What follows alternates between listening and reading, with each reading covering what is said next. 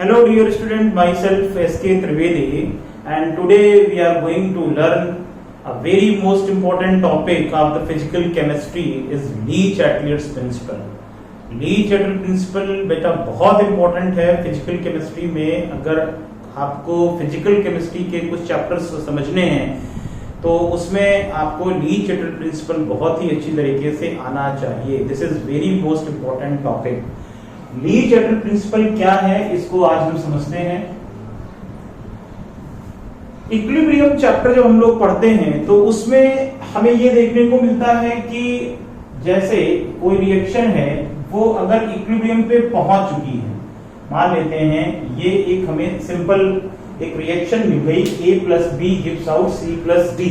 ये हमें एक सिंपल रिएक्शन मिल गई और ये इक्विलिब्रियम पे पहुंच चुकी है, इक्विलिब्रियम पे आ चुकी है। तो अब अगर हमें इस कंडीशन पे, इस इक्विलिब्रियम सिस्टम पे कोई चेंज करना है, सपोज दैट अगर हम इस पे कोई फिजिकल चेंज करते हैं, like change in temperature, change in pressure, change in concentration, या कोई कैटलिस्ट लगा रहे हैं या कोई इनर्ट गैस लगा रहे हैं, अगर हम कोई इस प्रकार का चेंज करते हैं, अगर हम इक्विलिब्रियम सिस्टम पे पहुंच चुके हैं, तब एक रिएक्शन इक्विलिब्रियम सिस्टम पे पहुंच चुकी है उस समय, तो हमेशा इक्विलिब्रियम क्या करेगा, वो उस डायरेक्शन की तरफ शिफ्ट हो जाता है जिस डायरेक्शन में उसका जो चेंज हुआ है, वो इफेक्ट जो आया है, वो इफेक्ट नेग्लिजिबल हो जाए या काउंटर एक्ट हो जाए।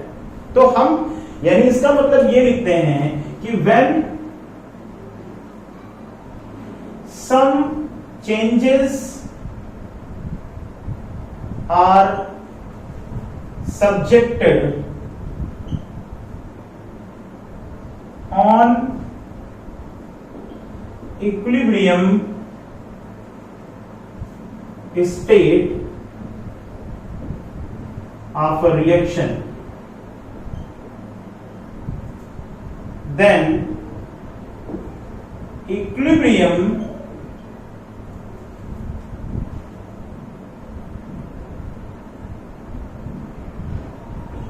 will shift toward that direction where the effect of change become negligible।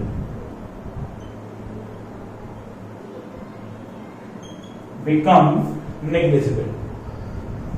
तो ये ली-चैटलियर प्रिंसिपल होता है कि when some changes are subjected, अगर हम कुछ चेंज वहां पर सब्जेक्ट कर रहे हैं on equilibrium state of a reaction, then equilibrium will shift towards that direction where the effect of change become negligible. उस चेंज का जो इफेक्ट आ रहा है वो इफेक्ट कैसा हो जाए, नेग्लिजिबल हो जाए। तो इस इफेक्ट को या इस प्रिंसिपल को हम लोग क्या बोलते हैं, ली-चैटलियर प्रिंसिपल। तो अब बच्चों हम लोग यहाँ पर देखने जा रहे हैं कि भाई अगर हम suppose that effect of temperature लेते हैं, टेम्परेचर का इफेक्ट करते हैं तो किस प्रकार से वहां पे इक्विलिब्रियम किस डायरेक्शन की तरफ शिफ्ट होगा और उसकी रिएक्शंस क्या क्या हो सकती हैं, ये सारी चीजें हमें देखने को मिलती है, राइट। तो सबसे पहले हम लोग देखेंगे effect of temperature. Effect of temperature क्या होगा, इफेक्ट ऑफ टेम्परेचर। देखिए इफेक्ट ऑफ टेम्परेचर समझने के लिए हमें रिएक्शंस भी दो टाइप से समझनी होंगी, because reactions are two types, endothermic reactions and exothermic reactions. दो टाइप की रिएक्शंस हम लोग समझते हैं, एंडोथर्मिक रिएक्शन भी होती है और एक्सोथर्मिक रिएक्शन भी होती है। एक चीज थोड़ी सी समझनी है इफेक्ट ऑफ टेम्परेचर में। सपोज दैट ये कोई इक्विलिब्रियम है मान लेते हैं, और यहां पर हमने क्या किया कि भाई कुछ स्टिक्स डाल दी यहाँ पे जिससे कि फायर लगी हुई थी इस टाइप से, राइट ये, और यहां पे मैंने क्या किया, कुछ आइस ब्लॉक्स रख दिए यहाँ पे। अब आपको जरा यहाँ पे समझ में आ रहा है कि टेम्परेचर कैसे वैरी कर रहा है। देखिए यहां पर टेम्परेचर ज्यादा होगा, यहाँ पे टेम्परेचर कम होगा, इस साइड टेम्परेचर कम है, इस साइड टेम्परेचर ज्यादा है। ये हमारा कौन है? इक्विलिब्रियम है।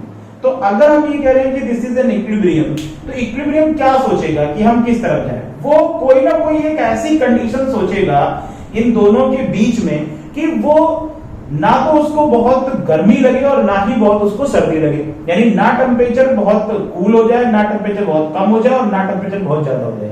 तो इन दोनों के बीच में ऐसी सिचुएशन आएगी, इक्विलिब्रियम उस सिचुएशन पे, उस स्टेट पे आना चाहेगा कि भाई टेम्परेचर ना जो बहुत ज्यादा हो और ना बहुत कम हो। तो इस टाइप से इक्विलिब्रियम क्या करता है? एडजस्ट करता है। इसीलिए हम लोग कहते हैं equilibrium is dynamic in nature. Equilibrium कैसा होता है? डायनेमिक इन नेचर होता है, राइट। तो अब हम यहां पर क्या कर रहे हैं?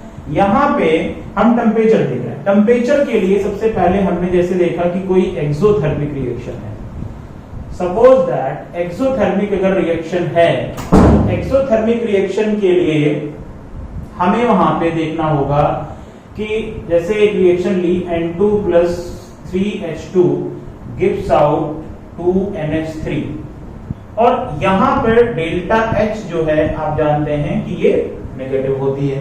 तो डेल्टा H नेगेटिव हो रही है, इसका मतलब ये एक्सोथर्मिक रिएक्शन है। एक्सोथर्मिक रिएक्शन का मतलब हीट इवॉल्व हो रही है, प्रोडक्ट साइड हीट इवॉल्व हो रही है, तो टेम्परेचर ज्यादा होगा।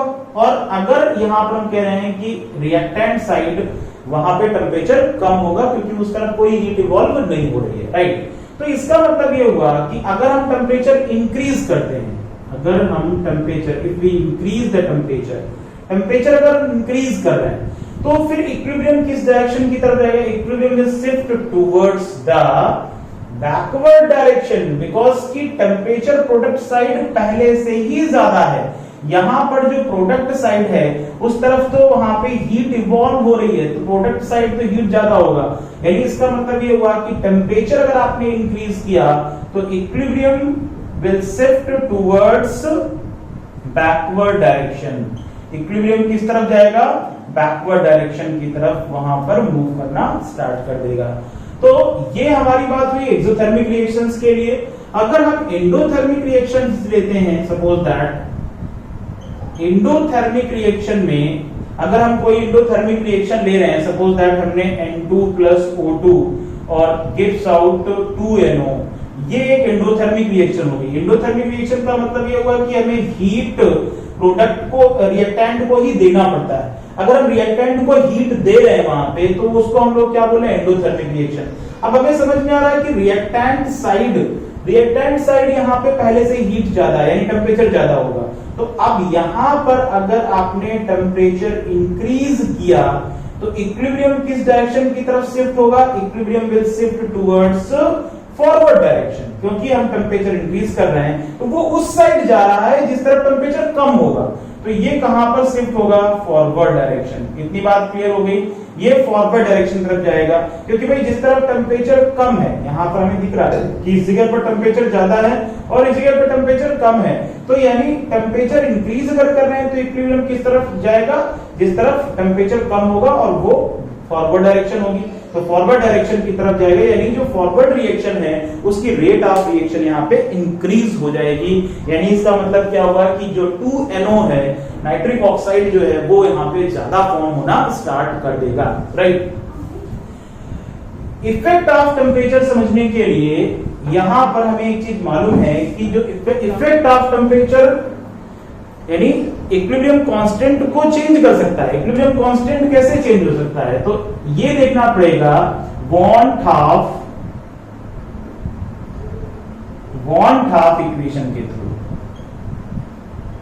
वार्मथ ऑफ इक्वेशन के थ्रू हम यहां पर जो टेम्परेचर है उसको हम रिलेट करेंगे कि भाई किस प्रकार से वो इक्विलिब्रियम कांस्टेंट को चेंज कर सकता है। K2/K1 delta H upon R and T2 minus T1/T1 T2, ठीक है।